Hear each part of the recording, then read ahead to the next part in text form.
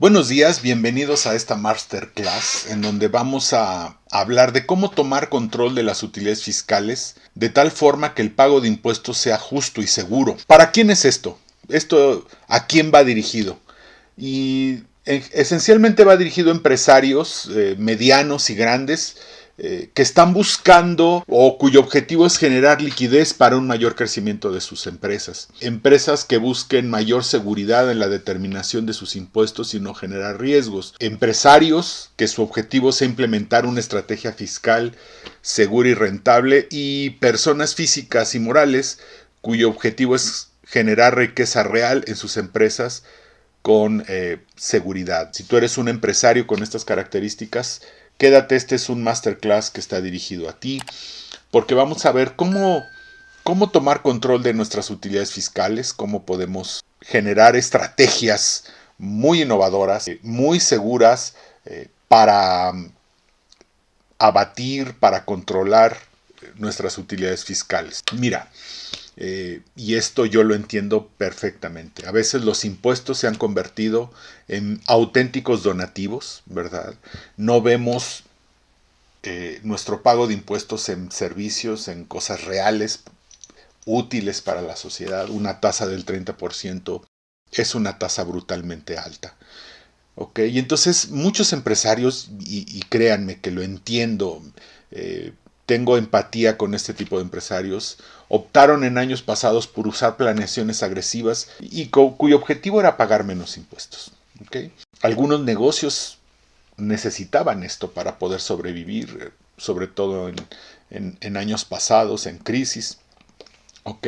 Dentro de estas planeaciones estaban la compraventa de facturas, los asimilados, las comanditas, las cooperativas mal usadas, los planes privados de pensiones, sindicatos, entre otros. Son estas estrategias muy agresivas que en años pasados, ¿verdad? El costo-beneficio de estas estrategias pues era muy alto.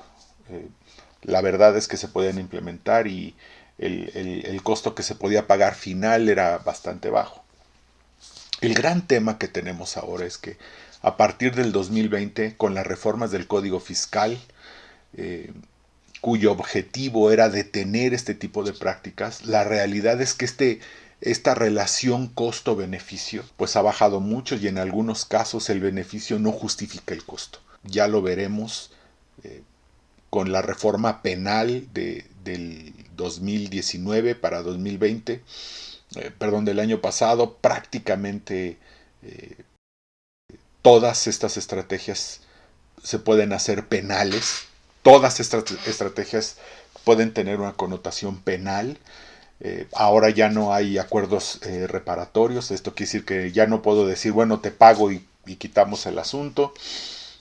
Y lo hemos visto en las noticias, ¿verdad? El SAT ha llegado a empresas importantes, empresas grandes, y mediante estas nuevas armas que tiene el SAT, pues ha podido cobrarles adeudos o todo ese tipo de cosas. Y créanme que yo no empatizo con los empresarios. El gran tema es que ahora el costo-beneficio el costo es más alto que el beneficio. Estas reformas han sido meramente recaudatorias. O sea, lo que quiere el SAT es cobrar. Bajo esta premisa de no voy a aumentar impuestos del gobierno federal, el tema es que todo el sistema fiscal legal esté muy amarrado con las reformas del año pasado, con las reformas que vienen para este 2021, es limitar la acción de este tipo de estrategias agresivas, ¿verdad? Y obviamente aumentar la recaudación. Entonces lo que buscan es recaudar, recaudar, recaudar, y la tónica por lo menos este sexenio va a ser recaudar, y ya lo vimos. ¿Ok? ¿Cuál es el auténtico problema que tenemos? El verdadero y auténtico problema, ¿verdad? Que muchos empresarios, y empresarios grandes, muchas veces no han contado con la asesoría adecuada, ya que empresas que venden facturas, empresas que hacen este tipo de, de estrategias agresivas, lo único que hacen es prestan el servicio, cobran su comisión y nadie los vuelve a ver, ¿no? no te asesoran. He encontrado clientes que están saliendo de estas estrategias agresivas y a la hora de revisar años pasados a veces no hay ni contratos, ni razón de negocios, ni materialidad, ni nada. O sea, llegaban, te vendo la factura, tú me pagabas, ¿verdad? Y terminábamos allí, ¿no? Incluso tengo clientes que en estas facturas han salido en el 69B, le han hablado a estas personas por teléfono, oye, fíjate que tu empresa, algunos ni el teléfono les tomaron. Otros dijeron, oye, por una comisión del 3-4% no esperabas que esto fuera completamente seguro, ¿no? Entonces, la verdad es que estas malas asesorías dejan y dejaban a los contribuyentes, a los clientes, a los empresarios en una mala, en un estado de indefensión en muchos casos, y mucho de nuestro trabajo este año ha sido ayudar a empresarios a regularizar este tipo de cosas. Terminando esta masterclass, ¿verdad? Tendrás claro cuál será la estrategia para controlar la utilidad fiscal y proteger tu patrimonio. O sea, nosotros en este video vamos a ver algunas estrategias de todas las que tenemos, ¿verdad? Las de fácil implementación, las que tú puedes implementar ya mañana en tu empresa, ¿verdad? Para abatir, para controlar un poco tu utilidad fiscal.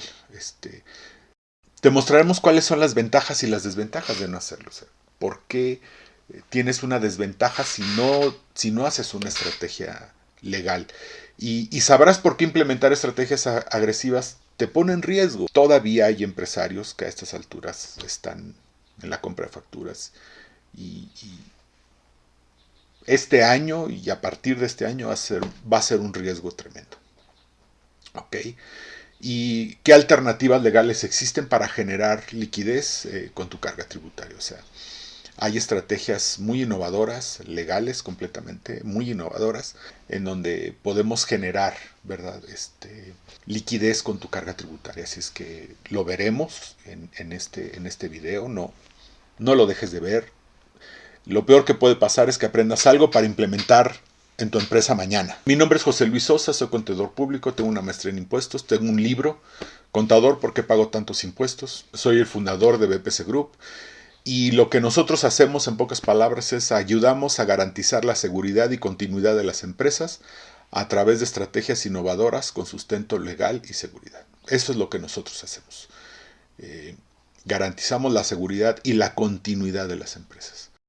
Yo he visto empresas y negocios cerrar, quebrar por un tema impositivo, por un tema legal, así es que nosotros ayudamos a las empresas a tener continuidad. Bien, ¿qué está sucediendo actualmente? El SAT está persiguiendo fuertemente a todas las empresas que operaron a través de planeaciones agresivas o evasoras. Hay una persecución muy fuerte, ¿no? Nada más por poner un ejemplo, este año, ¿verdad? Hemos visto en el despacho muchos casos, por ejemplo, de gente que recibió asimilados a salarios. ¿Sí? Ya les están llegando los famosos exhortos. También empresas que les han llegado las invitaciones, ¿verdad? Porque sus proveedores están en el 69B. Empresas que aunque no tienen proveedores en el 69B, hay una invitación en donde le dicen, oye, ven, porque esta empresa con la que operaste me da la impresión, ¿verdad? Creo que puede tener operaciones simuladas. Entonces, sí hay una persecución muy fuerte. Nos tocó ver una auditoría en el transcurso de este año, en donde ya en la auditoría al empresario le pusieron todo el esquema de facturación. O sea, a quién le compró, ese a dónde mandó el dinero y ese a dónde llegó y cómo finalmente terminó en un asimilado a los mismos socios de la empresa de acá. O sea, ya en la misma auditoría había todo el esquema de cómo había circulado el dinero. Así es que hay una persecución muy fuerte hacia estos esquemas agresivos, en donde el tema no es si es justo o injusto, ¿verdad? El tema es que es así, ¿verdad? Porque a veces hablo con empresas y me dicen, ¿qué injusticia? Probablemente sí, eso es otro análisis. Es una realidad de que esto está sucediendo y el tema es que tenemos que hacer algo al respecto, ¿verdad? Aquí tenemos, ¿no? Las noticias que han salido. Se han librado 43 órdenes de aprehensión hasta hoy, y si hay una persecución muy fuerte. Hay órdenes de aprehensión, hay todo este tipo de cosas que están presentando querellas, están yéndose por todo esto, pues, cuestiones querellantes. Y ojo, esto no es para asustar. De verdad, probablemente digas, este cuate parece que está asustando. No, no, no, es simplemente para que tú que estás escuchándome tengas claro qué está pasando. Entre más sepamos qué está pasando, entre más conscientes estemos de lo que está pasando, más fácil podemos actuar en consecuencia. Como le he dicho a muchos de mis clientes, esto no es para tener miedo, esto es simplemente para actuar, ¿verdad? Para hacer cosas, para arreglarnos. Si tú lo hiciste en el pasado, hay manera de arreglar esto, hay manera de ayudarte, ¿ok? Pero lo más importante que quiero dejarte en ti es que hay alternativas para el futuro, que esto no se ha muerto, o sea, no tienes que llegar. Un empresario me decía, es que voy a tener que cerrar mi empresa porque si yo pago todos y prácticamente no gano, ¿no? Entonces, hay manera de ayudarte, y esto es lo que vamos a ver dentro de este video, ¿ok? Bien, liquidez fiscal. ¿De qué estamos hablando? ¿Verdad? O control de utilidades fiscales, de reducir el pago de impuestos con alternativas legales e innovadoras. Legales, que están dentro de la ley, que están dentro de lo que contempla la ley, e innovadoras porque implican cierta creatividad e implican usar la ley y muchas otras leyes nuevas que casi no se conocen, casi nadie las ha volteado a ver, y que por innovadoras a veces o muchas veces están fuera del radar de la autoridad. Así es que también las pueden revisar porque están dentro de la ley. Entonces, no ponemos en riesgo a los negocios, no se pone en riesgo a las empresas, sino que podemos usarlas para reducir un poco el pago de impuestos. ¿Qué requiere para que podamos voltear a ver estas estrategias? Que cambiemos un poco nuestra mentalidad, ¿sí? Sí tenemos que cambiar un poco nuestra mentalidad, ¿verdad? Uno, hay una nueva realidad, ya no es como hace 5 años, ni siquiera como el año pasado. La verdad y la realidad es que tenemos que dejar los esquemas ilegales, y el costo-beneficio, como decía, ha cambiado. También debemos de entender que el IVA ya no es parte de nuestro flujo. Y hay empresarios que me dijeron, oye, es que si yo no agarro un poquito de ese IVA, prácticamente cierro. Entonces viene lo siguiente, hay que buscar nuevos modelos de negocio. Y también nosotros hemos ayudado a empresarios a encontrar estos nuevos modelos de negocio, sobre todo en cuestión fiscal, ¿no? Cómo darle una estructura al negocio fiscal para que haya mayor utilidad y mayores controles administrativos. Cada vez el SAT nos carga más administrativamente, pero esta es una realidad. Veamos las estrategias alternativas de liquidez, de control de utilidades. La primera que está ahí es las estrategias con intangibles. Los intangibles más conocidos son las marcas, el eslogan de la empresa, los diseños, los logotipos, y algunos otros son intangibles. Puede ser también algún programa de computación. Todo este tipo de cosas que a veces se desarrollan dentro de la empresa y van cobrando valor. La gran ventaja de los intangibles, ¿verdad? Están regulados allá en el capítulo 9, artículo 141. Entonces, por ejemplo, registrar la marca a nombre de 4 o 3 personas. Usted toma su marca, la registra y la registra en copropiedad a nombre de usted, de su esposa, de sus 2 hijos mayores, son 4 personas. Y entonces usted le cobra regalías a la empresa y usted se lo lleva se pagan a 4 personas, y entonces el impuesto se divide. Al dividir el ingreso entre 4 personas, el impuesto baja. Entonces, esta es la primera estrategia que se puede hacer con intangibles. Puede ser también que la marca esté a nombre de la empresa y se hace a través de ciertas enajenaciones. Se le va añadiendo valor hasta que puede llegar a nombre de una persona física o de una empresa que al cobrar regalías, sí, pero ya la marca vale mucho más, se va añadiendo valor a través de las enajenaciones, ya vale mucho más y obviamente se mata el ingreso con la deducción que se tiene por los intangibles. Esto es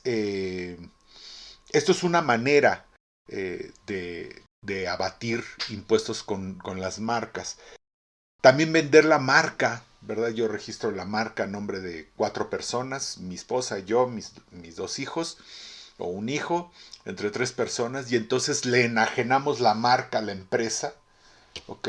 Y entonces cobramos a plazos, ¿sí? Cobramos a plazos y entonces lo que hacemos es diferir el impuesto.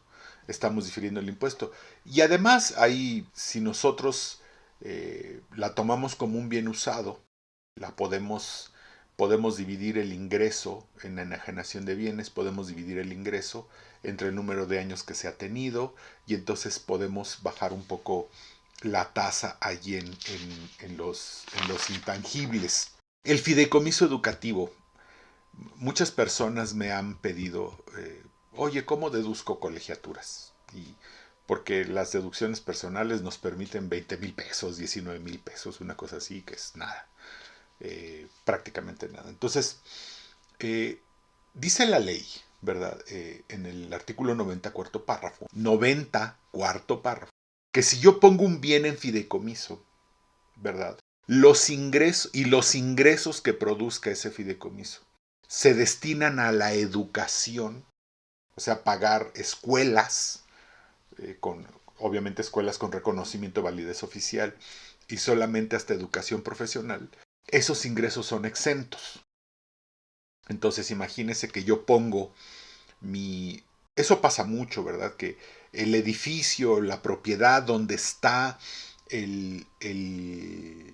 la oficina de la empresa es del empresario y a veces ni se cobran rentas. Porque dice el empresario, bueno, yo cobro rentas y de todos modos tengo que pagar un impuesto, así es que mejor no cobrar rentas. Entonces imagínese, pone usted esa propiedad, esa oficina en fideicomiso y destina los rendimientos del fideicomiso a pagar las colegiaturas de sus hijos. Entonces, la empresa le paga rentas al fideicomiso que las deduce completamente. Y luego el fideicomiso destina esos ingresos al pago de colegiaturas, completamente al pago de colegiaturas. Entonces, prácticamente, y para la persona física que es dueña de esa oficina, es un ingreso exento. Entonces, prácticamente usted está deduciendo las colegiaturas de sus hijos en su empresa y está teniendo un ingreso exento por el pago de esas colegiaturas. Alguien me ha dicho, oye, pero yo no tengo una oficina, ¿qué puedo hacer? Ah, bueno, el artículo habla de bienes y las marcas y los intangibles también. Usted pone la marca en un fideicomiso, cobra regalías a la empresa, ¿sí? Y las regalías las destina completamente al pago de colegiaturas. Obviamente hay que evaluar la marca y hay que hacer ahí una serie de cosas, pero también a través de bienes intangibles usted podría, el empresario o la empresa podría deducir las colegiaturas, ¿verdad? La cooperativa. Obviamente las estrategias cooperativas fue un abuso, ¿verdad? A principios de los años 2000 se abusó muchísimo de las cooperativas, se creaban este fondo de previsión social. Con todo ese abuso en estos fondos, pues llegó un momento en que la autoridad prohibió y sacó por ahí unas cosas para limitar el uso de las cooperativas. Pero finalmente después sacaron un título 7, la ley de impuesto sobre la renta, que habla de cooperativas, y hoy en el título 7, en el capítulo 7, ¿verdad?, de los estímulos fiscales, habla de las cooperativas. Ahora, ¿qué ventajas tienen las cooperativas? Tiene unas ventajas increíbles. Uno, deducen compras, primero que nada. Las cooperativas no entran a este esquema de deducción de costo de venta, sino que deducen compras. Segundo, difieren el impuesto por 2 años. O sea, el impuesto que debieron de pagar hoy, ¿verdad? Pueden pagarlo, diferirlo hasta en 2 años. Entonces, usted puede diferir el impuesto a las cooperativas. ¿Cómo pensamos que pueden operar las cooperativas? Entonces, usted, si usted es comercializador o usted compra inventarios o tiene inventario, usted en una empresa con inventarios, maneje los inventarios en una cooperativa. ¿Ok? Entonces, su empresa que vende, ¿verdad?, le compra a la cooperativa solamente el inventario que usa o el inventario que vende. Y la cooperativa, como deduce compras, siempre, sobre todo si está comprando, nunca alcanza utilidad fiscal. Y si un año alcanzar utilidad fiscal, la puede diferir por 2 años. 2 años puede diferir esa utilidad. Entonces, esta es una manera de controlar utilidades a través de la cooperativa, sobre todo en empresas que manejan inventarios, ¿verdad? Lo segundo, estímulo a pequeñas empresas y microindustrias. También hay en el capítulo 8, del título 8 de los estímulos fiscales, hay algo que se llama un estímulo a la microindustria. Tienen unas ventajas. Por ejemplo, la acumulación es al cobro. O sea, no acumulan cuando emiten la factura, sino acumulan cuando cobran.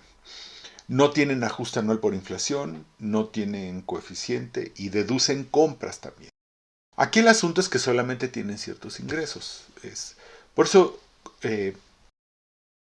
hay quien inicia negocios y que el primer año tal vez va a alcanzar 2 millones, el segundo, tal vez hasta el segundo va a alcanzar los 5 millones. Que yo siempre les recomiendo abrir una sociedad anónima simplificada, una SAS, porque ellas entran dentro de este estímulo. ¿Okay? Y entonces tienen todas estas ventajas para diferir impuestos. O sea, usted crea una SAS y hasta que no rebasa los 5 millones, obviamente usted tiene que se tendría que transformar en una SADCB y entonces ya tributar normalmente. Pero estos primeros años en que no llega a esos niveles, se tienen estas ventajas fiscales. Ahora, imagínense que usted es una empresa grande y ciertos subprocesos, ¿okay? Usted abre una SAS para maquilar, ¿verdad? Y usted un proceso que tiene lo manda a una SAS, ¿verdad? Y entonces ahí usted puede ir controlando a través de estas pequeñas empresas con estas ventajas fiscales, ¿ok? Con estas ventajas fiscales ir controlando la utilidad de su empresa que produce a través de esto. Nada más hay que cuidar el nivel de ingresos siempre, ¿sí? Dividendos. De repente la gente no voltea a ver los dividendos. Yo a mis clientes que tienen CUFIN siempre les digo, repártete el dividendo ya. Oye, pero es que si me lo reparto si rebaso cierto nivel, voy a alcanzar 5%. A veces vale la pena, ya tienes allí la CUFIN. Págate el dividendo. Aunque después regreses el dinero vía aportaciones, y sobre todo si pasan más de 30 días puede ser cuca. En fin, si tienes la CUFIN, reparte el dividendo. Ahora, muchas veces hay empresas pagadoras de impuestos, ¿sí?, que no han visto en el dividendo una forma de pagarle a sus empleados, ¿okay?, tengan o no tengan CUFIN. Cuando usted paga un dividendo que no proviene de CUFIN, usted tiene que pagar un 42.86% de impuesto. Si usted le paga a un ejecutivo al que le dio el usufructo de sus acciones, de parte de sus acciones, o le vendió una porción muy pequeñita de sus acciones, y entonces usted le va a pagar un dividendo. Usted podría decir, bueno, pero es que le voy a pagar un 42.86, es un mundanal de dinero. Sí, pero lo que a veces no toman en cuenta es que ese 42.86 usted lo puede acreditar contra el impuesto de la propia empresa. ¿Okay? Usted puede acreditar ese 42.86 contra el impuesto de la propia empresa. Y entonces, realmente lo único que le quedaría es retener un 10%. Usted puede pagar un sueldo de hasta aproximadamente 120 mil pesos mensuales en el año, 120 mil pesos mensuales en el año, no rebasa el 1,400 para que suba otra vez el 5% del diferencial de tasas entre persona física y persona moral. Usted le paga a su trabajador el impuesto que usted paga, el 42.86, usted lo puede acreditar, en realidad está deduciéndolo. Si usted lo puede acreditar contra el impuesto del año, en realidad usted está deduciendo ese sueldo y solamente está reteniendo el 10%, pagándole a ese ejecutivo solamente, hasta 120 mil pesos mensuales. Entonces, esta es una manera de deducir o de pagar ejecutivos, ¿verdad? Y abatir algo de los impuestos de la empresa. ¿Okay? Empresa integradora. La empresa integradora tuvo mucho auge finales de los 90, principios de los 2000, porque estaba en el régimen simplificado. Ese régimen tenía muchas ventajas, ¿verdad? Podía acumular utilidades y entonces se usaba. La empresa integradora no es más que una empresa, ¿verdad?, cuyos socios o los dueños de esa empresa son otras empresas, ¿sí? No es una holding, es una holding al revés, donde sus accionistas de la empresa integradora son los socios, son empresas o personas físicas con actividad empresarial. La ventaja que tiene esta empresa es que puede facturar por cuenta de o comprar por cuenta de. O sea, por cuenta de sus accionistas puede facturar o puede comprar por cuenta de sus accionistas. O sea, la empresa integradora emite la factura por cuenta de sus accionistas o recibe la factura por cuenta de sus accionistas y ellos acumulan o deducen. Aquí la gran ventaja que tiene la empresa integradora es que la empresa integradora tiene un mandato. Y entonces ella no me rinde cuentas hasta que yo no le pido rendición de cuentas. Esto quiere decir que ella puede facturar por cuenta mía y mientras no me rinda cuentas, yo no acumulo ese ingreso. Ni ella tampoco, porque ella solo acumula su comisión. Entonces, podemos diferir impuestos de un año a otro, obviamente manejando la rendición de cuentas dentro del mandato entre la empresa integradora y sus empresas integradas. Y alguien me dirá, oye, sí, pero si yo necesito ese dinero, ¿qué puedo hacer? Entonces, la empresa integradora puede prestarle dinero a sus integradas mediante un mecanismo muy, muy definido. ¿Okay? Entonces, ¿para qué podemos usar la empresa integradora? Para diferir impuestos de un año al otro. Y entonces, abatir un poco el pago de impuestos, controlar las utilidades del pago de impuestos de este año. Ya cuando lo pasamos al otro año, ya tenemos que buscar, pero por lo menos el año que nos compete, podemos controlar las utilidades. Reembolso de capital. Ahorita que se están quemando, ¿verdad? Como habíamos visto, mucha gente usó los asimilados, ahorita están correteando los asimilados, los planes privados de pensiones, sindicatos, todo esto. Entonces, lo que no han volteado a ver es los reembolsos de capital. Los reembolsos del capital es un ingreso no objeto. Los socios pueden recibir reembolsos de capital. Si tiene que provenir de CUCA, si se tiene que hacer una comparación primero con la CUCA y después con el capital contable. Ahí dice que el capital contable actualizado, pero si leemos bien y buscamos lo que allí dice, veremos que nunca se actualiza ese capital. En realidad nunca se va a actualizar ese capital. Entonces la CUCA va creciendo, sin embargo el capital no se va actualizando. Entonces al hacer los reembolsos, el socio puede recibir esos reembolsos sin pago de impuestos, sino nada más como un ingreso no objeto del impuesto sobre la renta. ¿Okay?